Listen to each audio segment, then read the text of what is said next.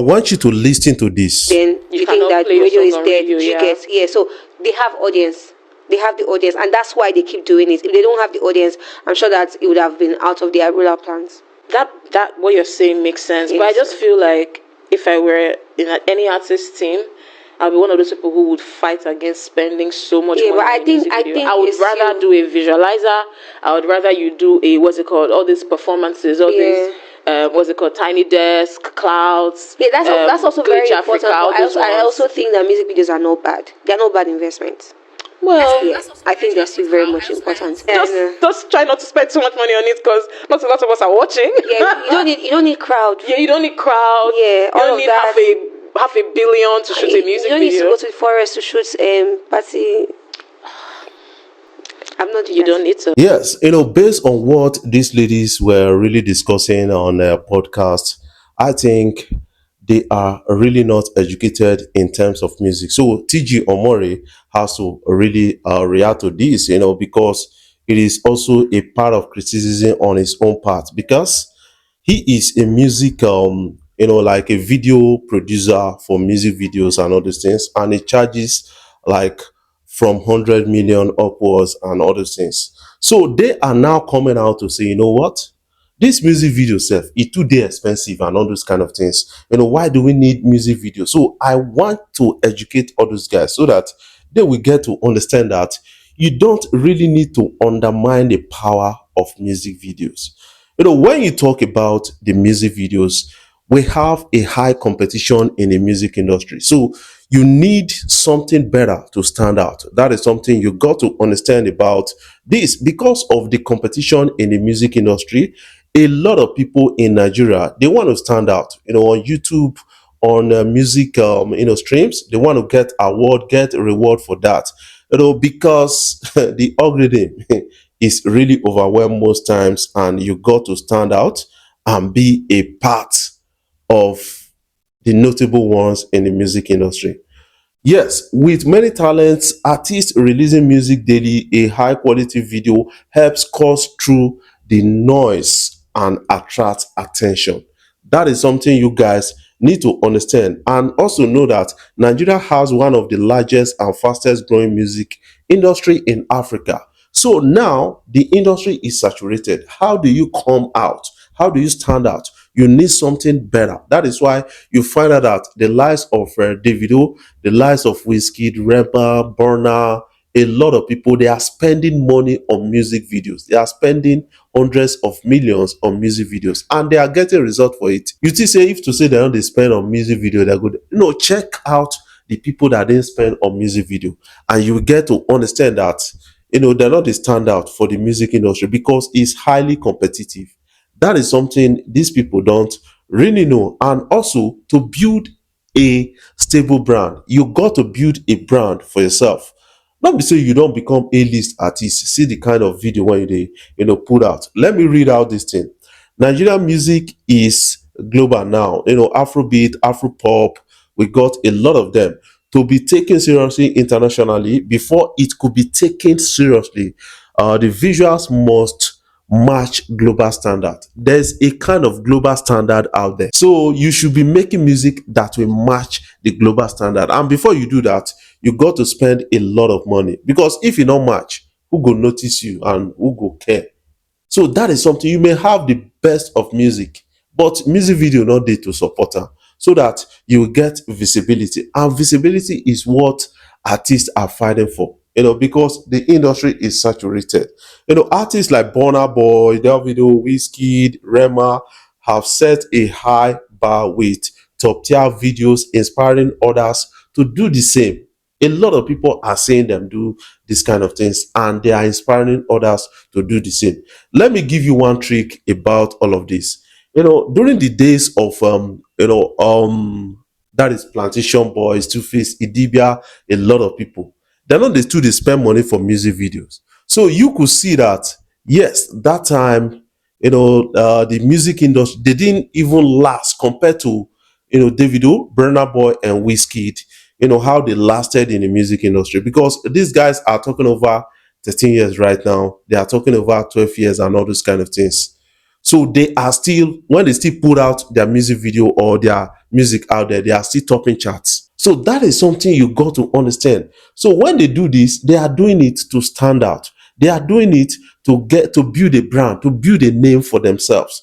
That is something you need to understand. You can't find a Davido who doing some kind of quack music video. That should be away from it.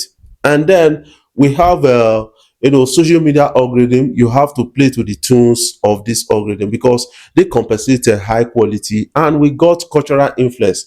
If you must export Nigerian culture, because Nigerian music is deeply tied to fashion, dance, and storytelling of the Nigerian culture. So if you must export it, you got to actually serve, with a music video that is qualitative enough so that you can package and export it. That is something I got to understand also.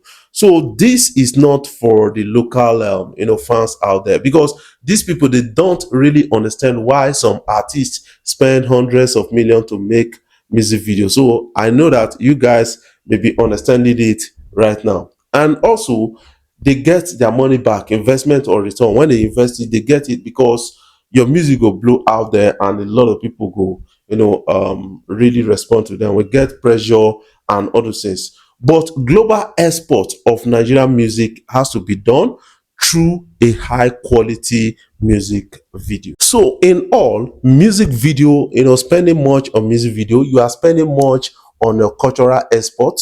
You are spending much on your brand because you are branding yourself.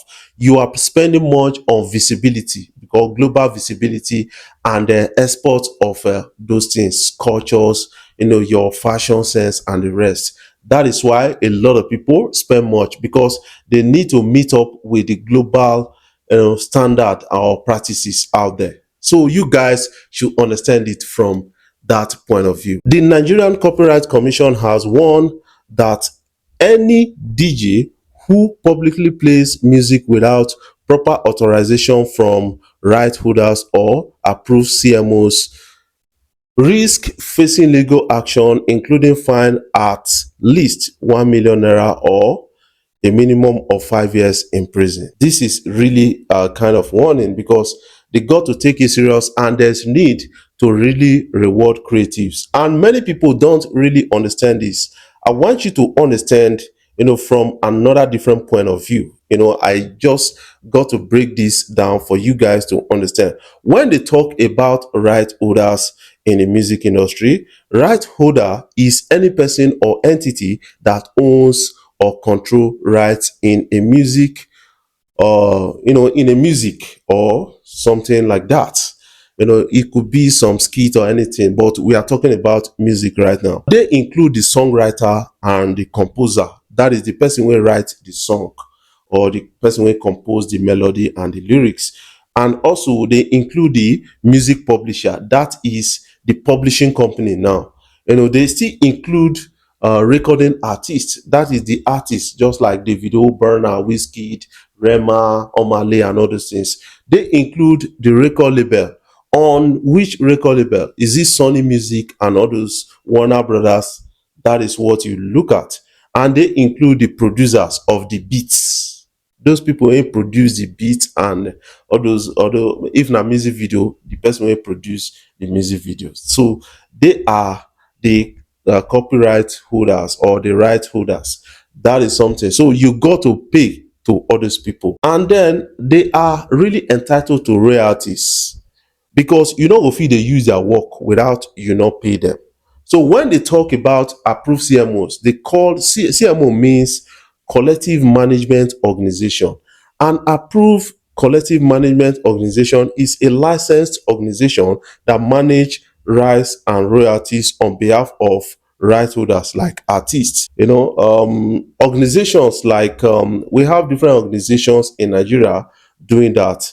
That is something you got to understand. I will name some organizations in Nigeria doing that so that you get to understand. We got organizations like COSON. That is, COSON is Copyright Society of Nigeria.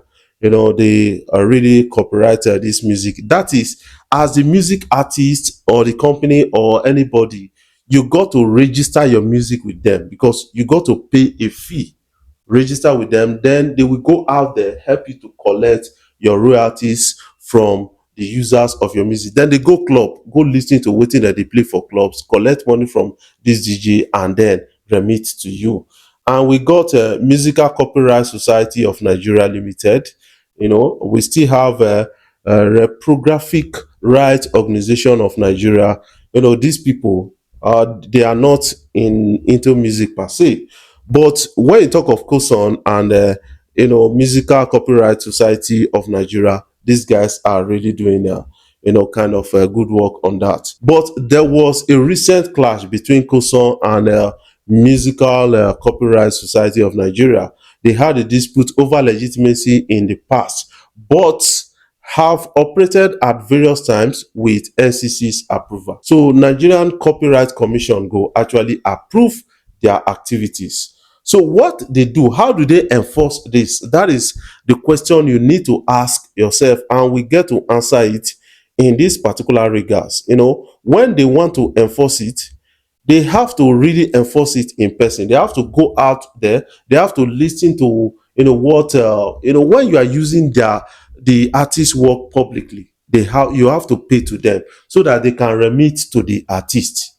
You understand what I'm saying? So when we put this in place right now, because it's not really being enforced like that in Nigeria, because I don't think most DJs that actually play these artists, these are songs, they're not they pay something. Most of them not they pay. Even children birthday, you supposed to pay because it is a public space.